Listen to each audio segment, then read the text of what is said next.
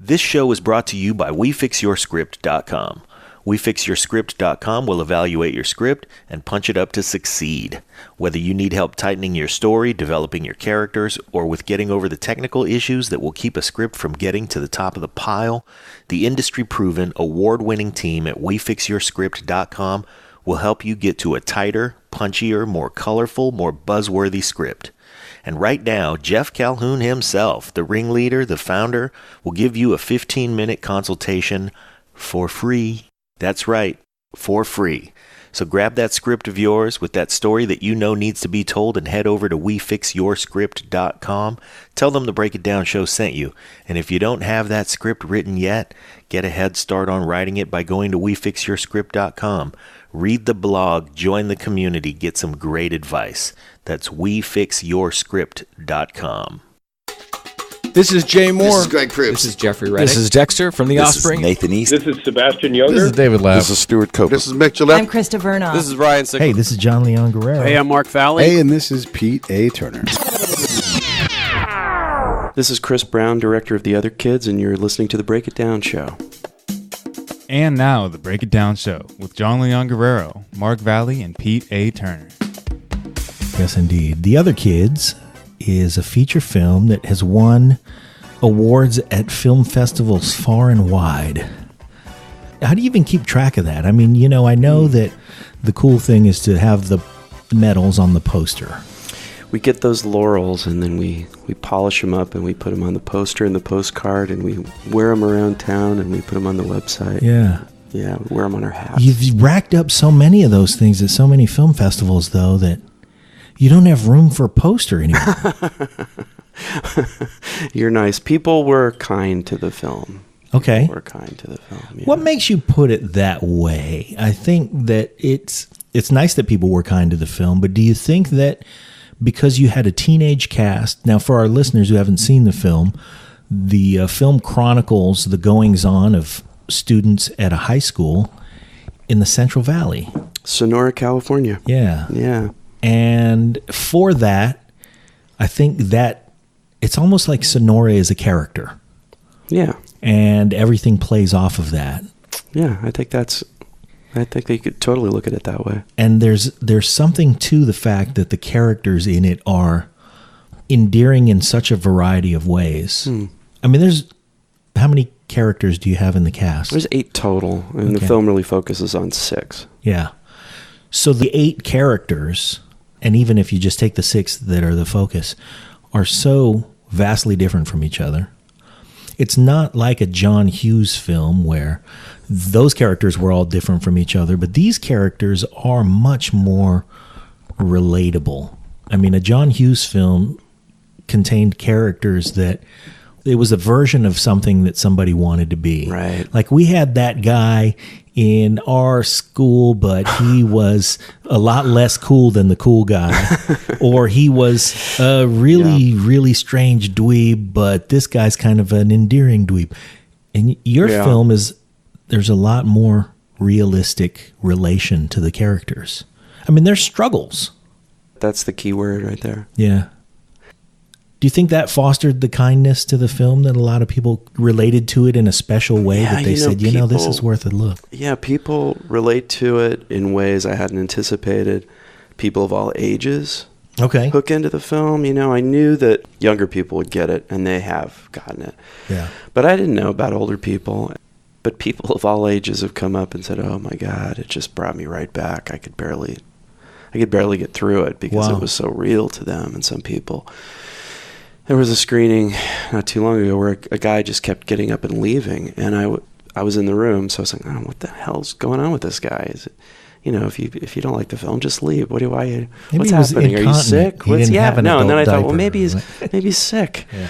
And after the screening, he came up to me. He said, I was leaving throughout because I just couldn't do it. I was crying, and I had to leave. Wow. I said, oh my God. Yeah.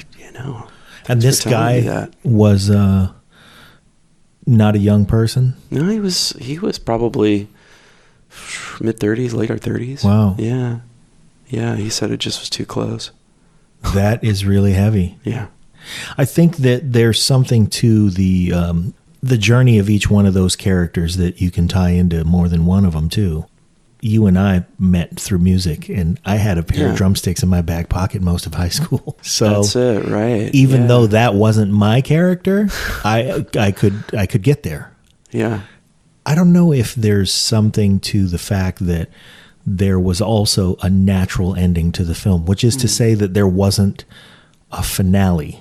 Mm-hmm. It was just the type of ending where, and I don't want to spoil it for anybody, but it was the kind of film where if you're waiting for John Williams' music to begin, it doesn't have that natural moment. Unless that's your ringtone. Okay. And then you leave your ringer on in the theater. Right. And the one time a person should leave their ringer on in the theater. And then the E.T. theme comes out at that moment. Okay. I think what you said about just sort of not casting to type or making it about types, that, obviously that was a very conscious decision. And had to be. And I mean, I love a lot of those old movies with, those old high school movies, but I just feel like we've seen the film with the jock and the nerd and the cheerleader and the homecoming queen. We've all seen that. Yeah. And I don't think, that didn't reflect my experience. No, by the way, when somebody goes, oh, that was just like my high school, bullshit. Yeah, that was not just like your high school.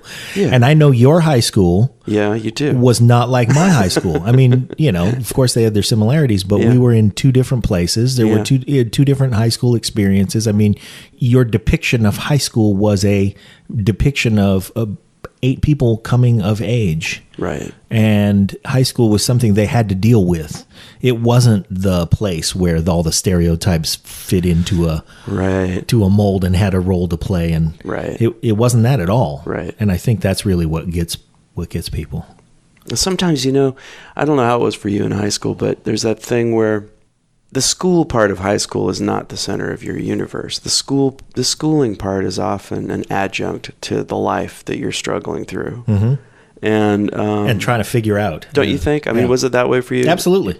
And the teachers do have an effect, and that they have a profound effect. But when you're wrestling with life and issues, it's really outside of it's largely outside of the schoolhouse, you know, and I wanted to catch that and just catch that moment when, you're a senior and you've been in school for 12 years and you're getting ready for freedom on some level. You're slowly moving toward this door marked independence, and everybody's been hyping this door, and you're freaking out, your parents are freaking out, and every adult who encounters you feels they have to say, where are you going to college? What are you going to do? What are you going to do? Or whatever it is, you know, and it's just when you're 17 or 18 or whatever you are, it's just sort of terrifying, and you want any question beyond that question. They're all you're thinking about that. Of course you're thinking about it. You're not thinking of much else, but to have people constantly underline it, it just makes you more tense. And the landscape today is so much more difficult than when I was in high school. It's just the pressure, the competition, the fewer resources, the fewer avenues to school or ways to even survive with or without school. It's just more challenging. It is tough. Yeah. I thought of that as the difference. I thought maybe older folks, if you looked at generational differences in how they receive the film, I would have thought, incorrectly, that the closer you are to that age, the more you can relate to the complications that exist now. But I don't think that was necessary at all. Even though it is more complicated now, I think, to be a kid and try to navigate all that's out there. Yes. And like you said, with fewer resources, with fewer direct paths, with fewer just paths that are lit for you.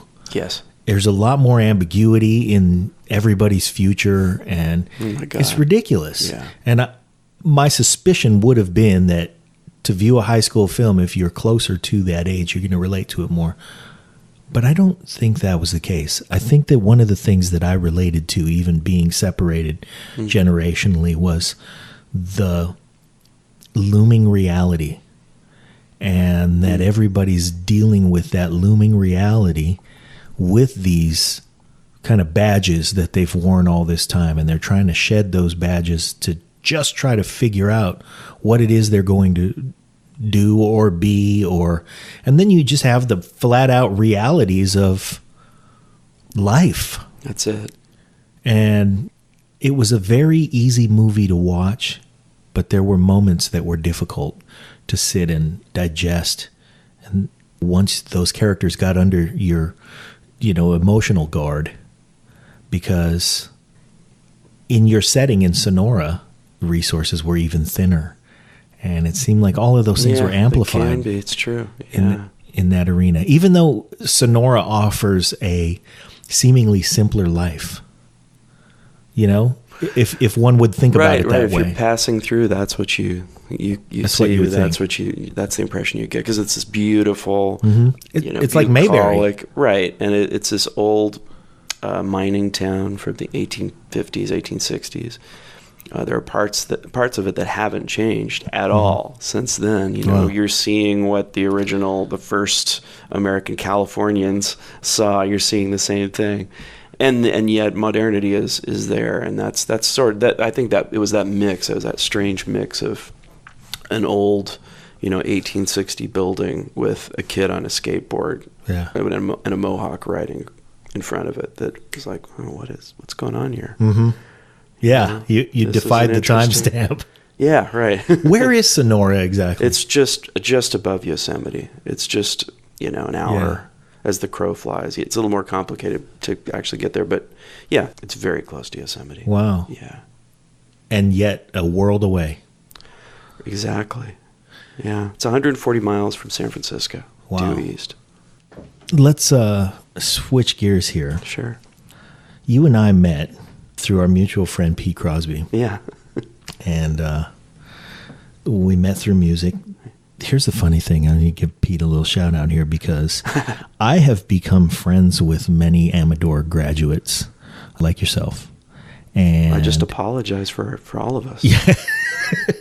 Well, I feel almost like I'm adopted, because I didn't introduce Pete to nearly as many people I went to school with, and now I'm friends with you and Donnie and JD and the whole crew. Yeah. And there are parties and stuff that happen, and I walk in and it's like, hey, everybody.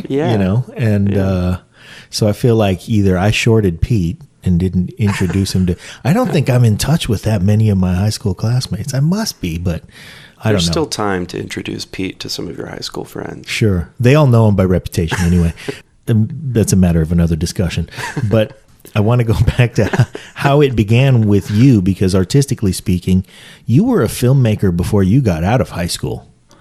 Oh, yeah. I've been a filmmaker since I was about 10, I was one of those kids who had the camera and just kind of, that was it. You knew. Yeah. You were done. Yeah, totally. And so your education in film began at a young age, and you taught yourself a lot of stuff, but your formal education in film took place at SF State? Yeah, went to SF State right after high school. But that I like the way you put it. The real education it starts when you just pick up that camera, and it's just like being a musician, when you first pick up that whatever instrument it is, and you are just playing with it, and just playing, hours spent playing with a camera, exposing film, cutting it, projecting it in those days, and then video, just really spending hours shooting footage, and then figuring out how to work with it, how to work with a camera. I think the important stuff happened way before I ever went to school. Wow. By the time I went to school, and school is great. I mean, I'm still in touch with many of my film school buds, and many of them worked on this last film. Okay. And many, they've done something on probably every film I've made. All right. I mean, we help each other out all the time, and we talk frequently, and that's as much the reason to go to film school. Absolutely. Yeah. Did you were you there when August Coppola was there? Yeah, I was. Yeah. He was, raising money for that big new building when we were living in that little underground, tiny little basement cage. Wow. It was. But we all look back fondly on the little basement. Yeah. Because we were a real pack. We were a real band. For some reason, we all liked each other. Okay. And there wasn't competition or weirdness. It was kind of, at that point, the program was under a lot of stress, and there was a threat that many of us wouldn't be able to make our films. We got that news on the first day of school. And we just kind of banded together and rebelled and sort of insisted that we would all get to make our films. And they backed off, So it just drew us together. We would have like nighttime meetings and, strategy sessions. And we banded together and we all made our films. We all helped each other out in making our films. And that's kind of still my philosophy is this work is collaborative. It's a big time team effort, and to me the model is it's not a pyramid, it's a circle. And anytime we can we're all just in this thing. I look at filmmaking maybe the way a musician looks at it. Okay. It could be said that your experience as a musician informs that approach. Absolutely. Or your galvanizing event in being told at the very beginning that there might not be a film school. Absolutely, yeah. And that you really sort of salvaged it by saying, nope, we're locking arms and drawing swords. Yep. And you're not going to choose one person or, half of us to finish it. We're not going to do it. Oh, that's amazing. Yeah. It was great. Wow. It was great. I was just talking to an old pal about 3 weeks ago about this, from, an old pal from that group, and we were just recalling all that. Yeah, it was pretty formative, and you don't even know how formative it was until later. You look back and oh God, that really set a kind of template. Well, we're talking about it now. We're not talking about specific technical things that you learned in film school. We're talking about how you learned to band together and get it done. Yeah, in film school. Yeah, and so. Really, what was the value of that experience? Well, I'm sure there were some technical chops that you learned there. Right. But the real value of that experience was that it made you look at the process of film and say, the world will always be against us, and we must always do what we can to conquer this thing together. Yeah, that's really true. That's really true. School provides you with a challenge. There are always limited resources, and you always have to sort of scheme a little bit to get the resources. You have to kind of make deals and think very creatively. And combination of scheming and weaseling your way around everything. them. Yeah, you just have to. And that's what you have to do as a filmmaker. It's never, no matter what your budget, it's always a low budget film. You never have enough time. You never have enough daylight. The actor, it gets sick, and the rain happens when it should. And you always have to just kind of keep going, keep thinking, keep light, keep moving, keep shooting. Yeah. Holy cow. Yeah. Do you know that I've produced 2 motion pictures? They were features, both of them. I didn't go to film school. But Tell me more. My cousin, Yeah. Sean Sergosi, Yeah. went to SF State, I believe 2 or 3 years after you. Well, that's crazy. So really, he has you to thank and has no idea that program remained in existence because you guys sort of circled the wagons. You know what? I think it was an austerity program for our group, so that because they were trying to fund that building. Okay. So I think it was like, we're going to have a moment of, austerity, so that and divert the funds into the sort of the. Well, whatever it was, they made you guys pay for it. Figuratively speaking. That's right. So yeah, that's right. The classes that followed you have no idea that they really did, in some small measure or large measure, have you to thank about it. Well, even though I don't deserve it, I'll take the credit. I'll take full credit. Take extra credit. Okay. So he dragged me into the process of filmmaking. My cousin Sean. Yeah. I love him. He's in Santa Clarita now. Yeah. He came out of film school swinging. He wanted to make a feature. Yes. So we did. What was it about? It was called The Middleman, and it was a buddy picture about these 2 bumbling private detectives. An older mentor who had seen a bunch of things and was kind of the wiser. Yeah. And then the young, reckless, carefree guy who was me. You were in it? Yeah. Hey. Yeah. Well, what the hell? Why? I hope you brought a copy. I did not. Come on, you can't bring something like that if up. I have a tell copy me you of don't that have thing, a DVD. it's probably I have to get a pirated copy of my own movie I need to order it on Amazon from Thailand. Maybe that might be a way to get to it. I think the whole film experience, the whole making of that feature, and we shot it on 16. Yeah, and so it was expensive. And I think the whole reason it's terrifying, for making that movie was Sean wanted to expose my bare bottom to the universe, and I was a perfectly willing subject. How did the universe respond to that? To the film or my bare bottom? The bottom. I don't think my bare bottom was noticed by any more than God only knows. But is that what started the climate change? I think there's probably some truth to the fact that social norms were adjusted following that picture. No, it was a great experience and we loved it. But it was as many films are, it was a terrible investment. And so it lost a bunch of money. But we wanted to keep doing it, so we came back and we made another one. Hey, I love that. And, good. A lot of people just bow out. It's one and done. They can't swing again. Well, that second one that we made was considerably more frugal. Yeah. Although we did spend, you always look back and you go, man, we spent a lot of money on that. Here are some of the things we probably shouldn't have spent that money on. Don't think about it. But no. Don't think about it at great. 3 a.m. especially. Here's the story I want to tell about that. Yeah. A lot of that money, we tied up a lot of our resources, but a lot of that money was mine. And I remember we were at the film market in Santa Monica. Yeah. And AFM? Yeah. And we were going through each day, was slightly less hopeful than the previous one. So day one, we're like, hey, so how's it going? We had a guy there who was our sales agent, and we'd go by his booth. He had a little, he had a room in the Lowe's Hotel or whatever, and we would go by. Hey, man, how's it going? Is anybody buying? Oh, not yet, and every day it was a, don't worry, guys. There's some, the Eastern Europeans haven't come yet, so don't worry about it. Oh, no. But every day it was the first day we were like, gung-ho, we're going to make so much money. Yeah. Eating a nice lunch. You were already spending the money that you anticipate. Sure. So we were, and we had a screening as well, which, was. Did anyone come? Yeah. Okay. About 3 or 4 people came. Okay. I've had lots of screenings like that. It was not...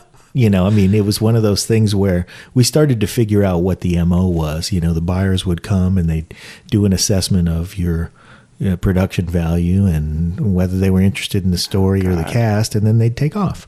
So they were just sort of, just glancing at it and checking off a couple of production values, Uh-huh.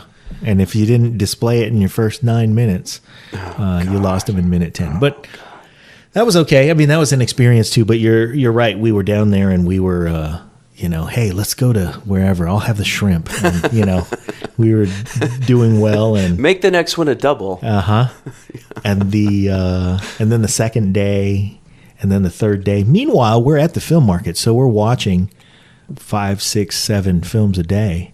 Well, what was that like? I see, because I'm too terrified to go there. It was terrifying at the end, but in the beginning it was hopeful. Hey, we're exciting. Here with all these, and where we're screening our film, we had it on a particular day. We had it on day 5. We wanted day 4, but we couldn't because there was a Cuba Gooding movie in there. So we got to feel that. Like, hey, we're among the filmmaking community here. This is the real deal. And so that was fun. But I remember when I realized that we're not making a bunch of money. We had sold to really, by the end of that market, we had sold to 2 territories, Russia and Thailand. And that made us back not much. Yeah. But I remember when the revelation came to me. So we're watching 5 or 6 films a day. My cousin Sean and I would go into a theater and we'd sit down and we'd watch these. And we watched some terrific movies. We watched a Jackie Chan film with a cast of thousands that never saw the light of day. Really? And a bunch of other things. Some were great. Some were, things we were making notes about. Was it mostly genre? Were there any straight dramas? Was it what? There was a lot of genre films because those were the ones that the guys could check the boxes off. Yeah. There was a lot of action. There was a lot of, hey, we have action. And Gary Busey showed up for one day. And that was the title of the film. Could have been. We have action, probably, and Gary Busey for the day. Probably would have sold more. That was, by the way, the film market where Sylvester Stallone made a poster that was half of his face, the other half was in shadow, and it simply said Rocky 6. What? And he took the poster to the market and raised the money to make the That's brilliant. Without having shot a frame of the picture. They didn't even shoot the trailer. God. So it was brilliant. It was probably what we should have done as well, because we probably would have sold those same 2 territories. Anyway, but we went from, 5 or 6 movies where we would walk in and we would sit down and then we would whisper to each other about what we liked about the movie or whatever. And then we'd have our notes at the end and then, okay, let's go eat some shrimp. And, and then every once in a while there was a free party by a pool or something that we had to go to. But on the 4th or 5th day, when all of the excuses were piling up for why we hadn't sold a bunch of territories and why our sales agent didn't have a big pile of money for us, we walked into the UA Theater right there in the promenade in Santa Monica. Yeah. And we walked down the aisle and Sean took off to the right and I took off to the left because I needed to be alone. Yes. And I sat down and I just started bawling my eyes out because I had lost all our money. And so at some point during that film, I thought it's time to go answer up to this. And I went outside and I picked up the phone and I called my wife and I spilled on her. And I said, this is what's happening down here. And I've spent all our money and I have no idea what I'm going to do about it. And like a fucking soldier, she said, you're going to make another one. Oh, and I thought, like I'm never getting rid of you. Oh my God. Yeah. So I don't know if I've ever told that story. That's beautiful. But Jeez. Yeah. And here I am monopolizing the time of your interview. I like that story. But I had to tell that story to a filmmaker. So did she say, so was that after the first film? That was after the second one. Did you make a third one? No. Don't fuck up the story, Chris. No, so I think what happened after the second one was, we both have families and our family lives had sort of taken over. Sure.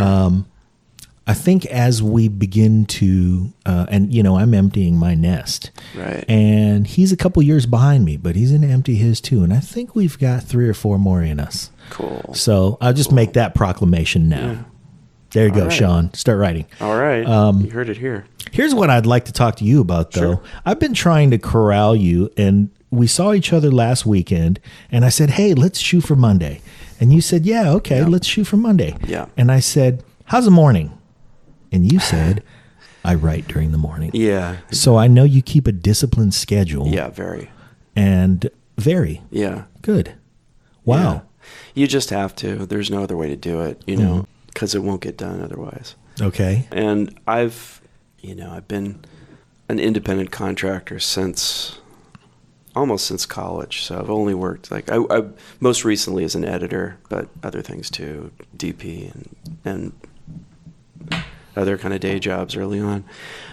So I've always sort of been in control of my time. Mm-hmm. I've never had anyone else to kind of really dictate it. Learned that you had to control it. Actually, I love it. I require it. I love being able to figure out how my day is going to be, how my week's going to be. I love to slot things in regularly. I like to work with my natural rhythms. Naturally, I'm kind of more free to write in the morning, and I like to just kind of go to a cafe, one of 8 different places, and just zero in with a cup of tea and go. You live, by the way, in a fantastic neighborhood in San Francisco. Oh, thank you. And yeah, we're fortunate. We're really lucky to live here. Yeah, you've been here for a while. Been here since college. It's a rent stabilized apartment. We have really wonderful landlords, and it's a family that's owned it since the 40s. Wow! So it's like 3rd generation, and they're great, and they're not going anywhere, and neither are you. No, love it. That's a great situation. This is home. Yeah, because this neighborhood is, I won't say exactly where it is, but like you said, you have cafes really close nearby, but it's relatively quiet for a San Francisco neighborhood of its kind. This neighborhood is pretty quiet. It is. It's a strange little corner of the city that's close walk to two anything parks, you want. Close walk to the Presidio, close walk to Golden Gate Park, and and within 7 minutes we can be in either place, and it's on foot, so it's really great. Wow. Yeah. Well, there you've triangulated your location for our listeners. Could be a lot of places. Sure. But when you are structuring your time and you're working with your natural rhythms, and like you said, do the juices flow for the writing process early in the day, and do they tire out later in the day? I think what it is I'm still partially in the dream state in the morning, and I haven't filled my head with data yet. So I think I'm most open, and I can, with the lack of input early in the morning. Right. So I can go directly to the page or directly to whatever I'm working on. Yeah. And it sort of gets all of me, and I can completely enter that world. Okay. Without clutter. Mm-hmm. And there's so much clutter with all of our devices and all, you get up and you look at your phone and, oh, what's happening now? Oh, no. What did he say last night? Oh, no. I can really see the value that you put on being unimpeded by clutter, because you live in a San Francisco apartment and you have belongings. Yeah. And there's no clutter. I mean, we're sitting at a table that the clutter was the clutter that I brought in here with me. Well, it's only because 15 minutes before you arrived, I moved the clutter over to there. Actually, I have a stack of books and laptop, but yeah. Still, I mean, you can tell that the place is uncluttered and that it's important to your mental processes. Exactly. To be clear. Yeah. What time of day do you wake up? Here's really the question. Sure. What time of day does a guy who is directing a film that has been very well received and can do anything he wants wake up in the morning? What are rock star hours really like? Oh my God, it's that intro isn't me. But today it was like 6:45, and I kind of bumbled around. And usually I take a short walk, try to get the blood moving, and then come back and eat a quick something, and then get to it. Yeah, because it's just the freest time, and it's no interruptions. And when I'm writing, I definitely try to leave home and go someplace else, so that I'm even reducing the number of possible distractions. Yeah. So it's just entirely focused. Wow, that's terrific. Yeah. It's nice, too, in this kind of neighborhood to just get out in the morning and to start your day off in the world. Yeah. Because it is a different kind of, I think it just kickstarts you. Yeah, absolutely. Right now the days are getting longer, and you can kind of greet the sun, and okay, I'm getting up, and okay, we're getting, and you kind of feel like you're sneaking into something a little bit. Yeah. I think that your control over your schedule and your mastery of when you best write, that's great. But I still have a hard time with the notion that there are fewer distractions at a coffee shop. Oh, there's just so much going on around you. That's funny. It's really funny because I'll work and I'll be at it here at the laptop, and I'll look up and I'll see these people around me. I'll kind of notice them, and then I'll get back to work, and then I'll look up again. The landscape has entirely changed. The place is filled with different people. Maybe it was completely crowded an hour before. Now it's empty. Wow. I look down, and then I look back up again, and then it's a third different scenario. So it's almost, I just lose myself in the work. Yeah, so you really occupy 3 square feet of real estate, and what happens around that is pretty much irrelevant in between the times that you look up. It's true. The space is crucial, though, the kind of space that I like. It's got to have some daylight. It's got to be of a certain size. It's got to be of a certain, it can't be too small. Yeah. That kind of thing. It's okay. Got all these places, Okay. Directors are very control freaky. You do have very, requirements. Very control freaky. Yeah. Okay. So what are you working on? Okay, I can't talk about it. Here's why.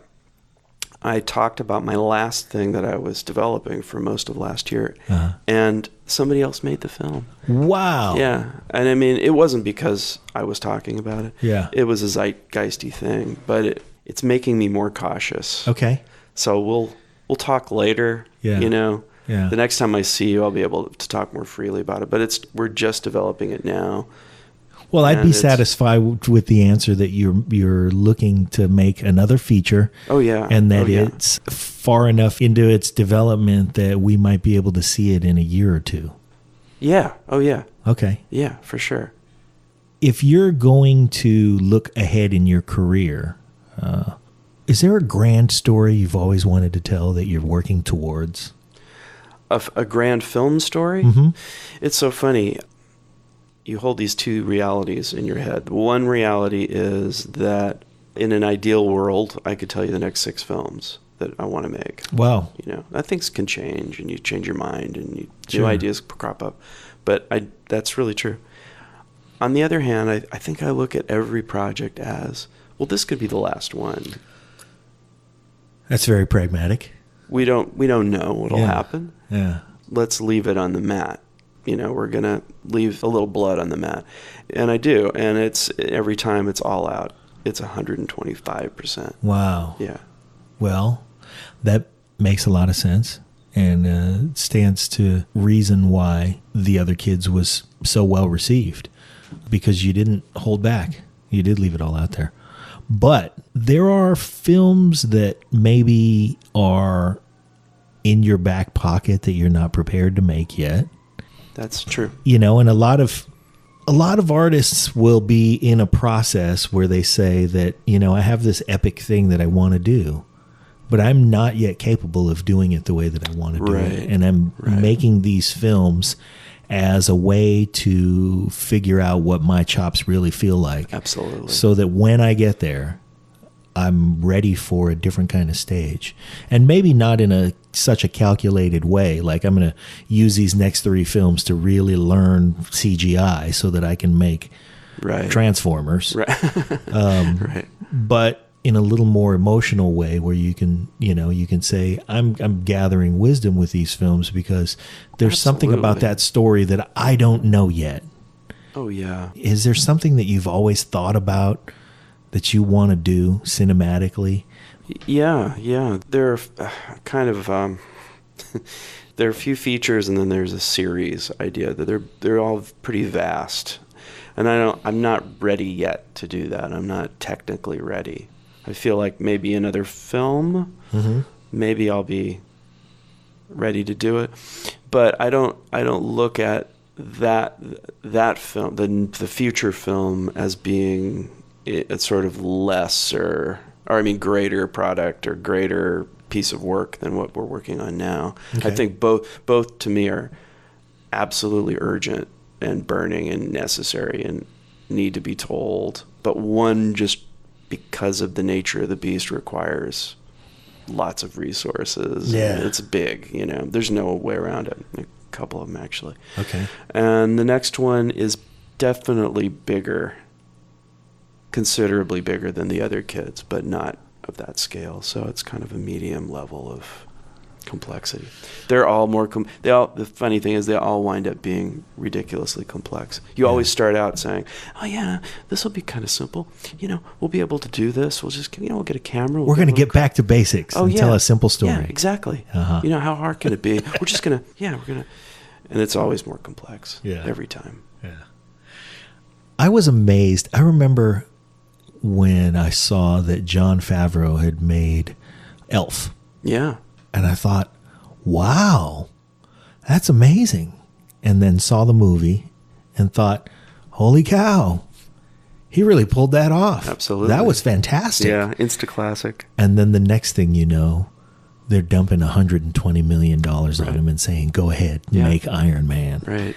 Yep. And that's what, in my mind, he always had that progression in mind. And he was like, I'm going to figure out how to do this so I can get here because I want to tell this story and nobody else has told it yet and is capable of telling it the way that I can. Right. And, so I really like him for having done that.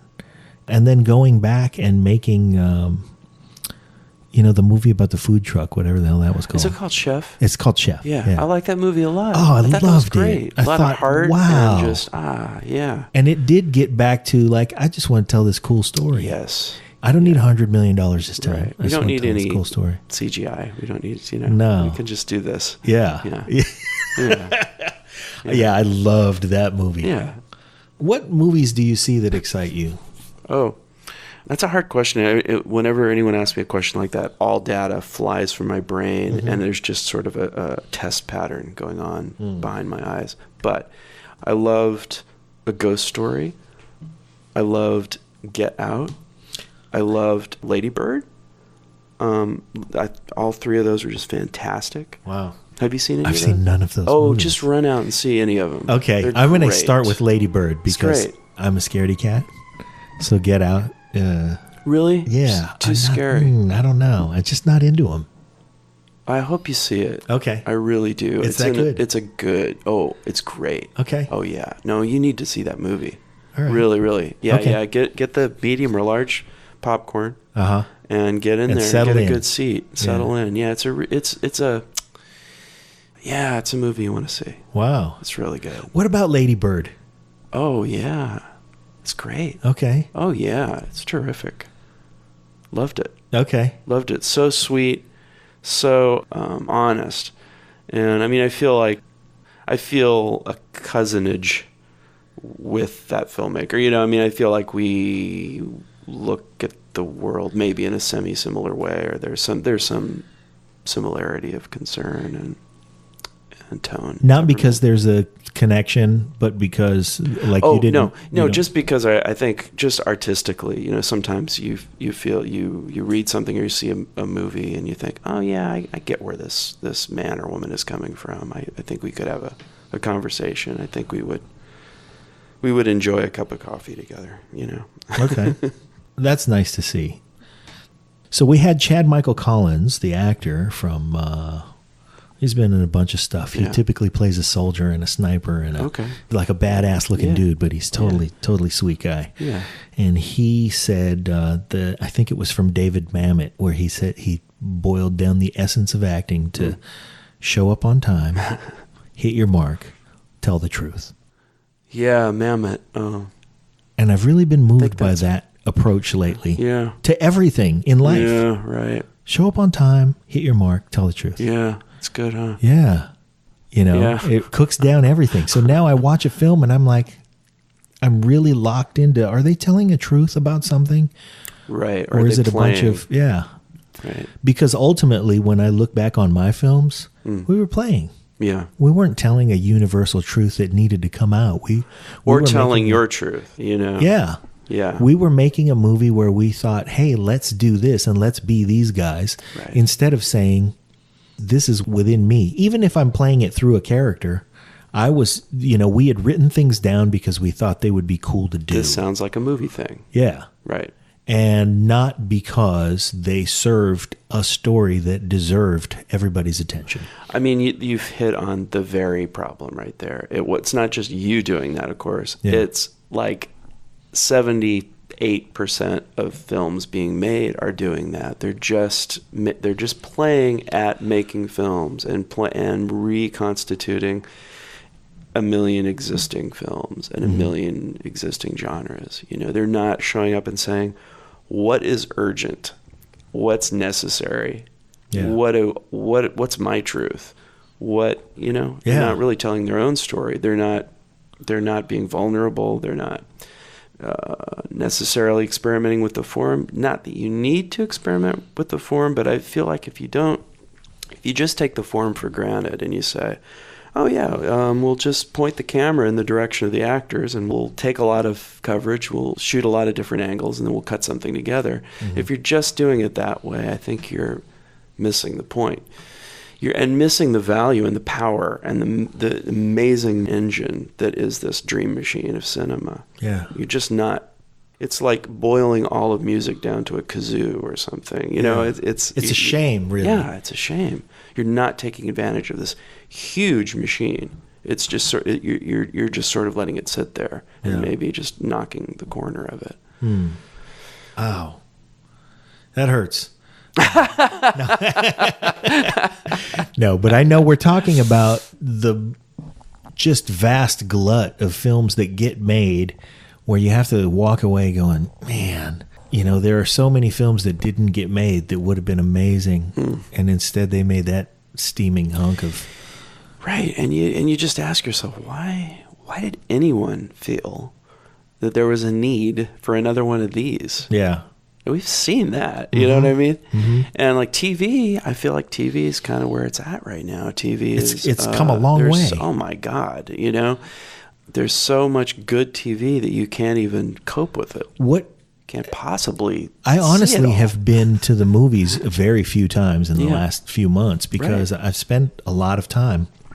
I mean, the other thing is I can watch TV and fold laundry or do whatever menial tasks happen around my house. Sure. And while I'm doing them, I'm being entertained by something until it doesn't entertain me anymore, and then I move to something else. Just churning through all of Netflix and churning through all of Amazon Prime and stuff like that. What have you seen on the small screen that excites you? I just finished watching The Crown. Oh. And here's The Crown. It's about royalty. I don't give a shit about royalty. Yeah. This is not a world I care about at all. It's a world that I probably think shouldn't exist. It's something that just kind of makes me angry. Why am I I'm not drawn to these masterpiece theater things at all. That's what's kept me from watching it too. Okay. So watch it. Okay. It's brilliant. Uh-huh. It's so good. I, watched the first one. I was like, oh my God, this is great filmmaking. Wow. Really good. Amazing performances. Stellar writing. This is really good. Okay. I was like, geez, I can't believe it. On the other side of the spectrum, I've been watching comedians in cars getting coffee. Oh, that's great. Oh, I love that. Yeah, I love that.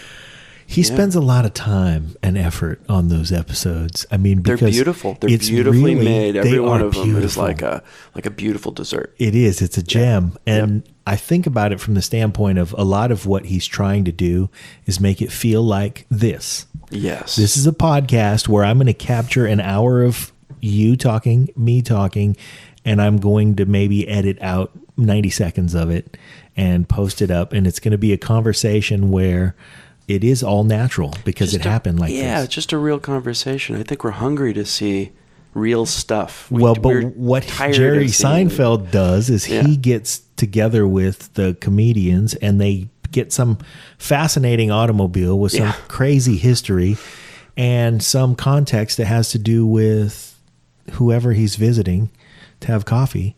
And it makes it feel like, oh, well, that's what I would do if I was Jerry Seinfeld. I'd get this crazy, quirky, old Italian car from the late 1950s, and I'd show up at, Norman Lear's doorstep and take him out for coffee, and we'd talk about old times or whatever. And he tries to pick a car that he feels matches that personality. Yeah. I thought that you would like this car, so this is why I chose this. Yeah. And he took Steve Harvey out, and they went out in like a Cadillac. And I thought, well, that's just stereotypical. Yeah. Yeah. What did Steve? Oh, he loved it. Oh, okay. And it did match. And it matched everything they did and everywhere they went. And it was terrific. And it was the perfect automobile. But the one that I liked recently was he took Bill Maher out in this Volkswagen Beetle that was made into like a Dutch police car. I feel like I saw that one. And I'm spacing out on it, but I think I saw that one. He said, I picked this car for you because it looks like it has a lot of authority, but it really wields no real power. So, yeah, I like that show a lot. Did you watch Game of Thrones? I'm not a fantasy guy. I feel like the two areas that I'm very ignorant about, but I want to learn more, are fantasy and the Western. Those are two. I'm just really ignorant about those two genres, and I'd like to get into them a little bit, learn more. I'm not really drawn to Westerns either. Yeah. And I'm not particularly drawn to fantasy, but for some reason, the fact that Game of Thrones was a fantasy was pretty lost on me. And in the very beginning, like the first episode, there wasn't a huge fantasy component. It just took place a long time ago. Okay. And so there was that, and I could buy the, what was happening. So they grounded it in some kind of reality before they introduced these fantasy elements. They turned the heat up slowly on you. They turned the heat up slowly. And if I can boil it down to exactly how they got their meat hooks in me, I'll say this. The boobs came out before the dragons came out. And so by the time the dragons came out, I was like, well, there's already been boobs, so I'm in. So the lowest common denominator works with you. That's what you're saying. Well, I wasn't saying exactly that, but now that you have articulated it that way, I guess that's what's true. So, yeah. So, do you see any fantasy or any Western in your future? Well, did you ever think about making any of that? That's funny. I do have a Western. I do have a Western in my future. Okay. Yeah, but it's and what fascinates you about the Western? I think it's because it's uniquely American, and yet it offers you a canvas on which to deal with myth and large mythic subjects and grand characters and grand stories. There's something, I like the simplicity of it and the sort of grander resonance. You can deal with grander resonance because of the simplicity, maybe. I think that's it. Yeah. Yeah. I had never really thought about it like that because they are tales of grand good and evil. Right. And typically the nuances are less important than the fact that there's a big lesson and there's a bad guy who needs getting in the film. Oh, you know what I watched was Westworld.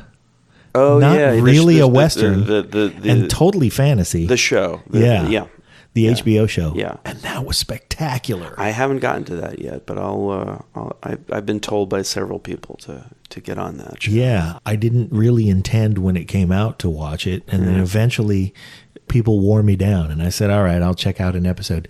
Once again, boobs came out. Oh, that's before Okay. All right. So you're proof. Filmmaking lesson you're proof to learn that here. My next film will not get funded unless I'll have to write something in early. It's going to be make it early in the film. Okay. Yeah, make it so that the nice folks don't get up and walk out. Okay, so we're rounding third base here, but I just wanted to say that I loved the other kids. I can't wait to see what you're doing next. Of course, I'm connected to you now. We run in the same social circles, so I can't not see whatever you're doing. But I'm happy to say that you really delivered, and I'm eager to see, even if I didn't know you, I'd be eager to see what you have next, because the story that you told last was one that was fascinating in a very natural and very unique way. And we need more of that in the universe. So thanks so much, John. I appreciate that. Keep up that good work. And then when you're ready to divulge what it is you're working on, you'll be the first to know. Okay. All right. Well, ladies and gentlemen, Chris Brown. Thanks a lot.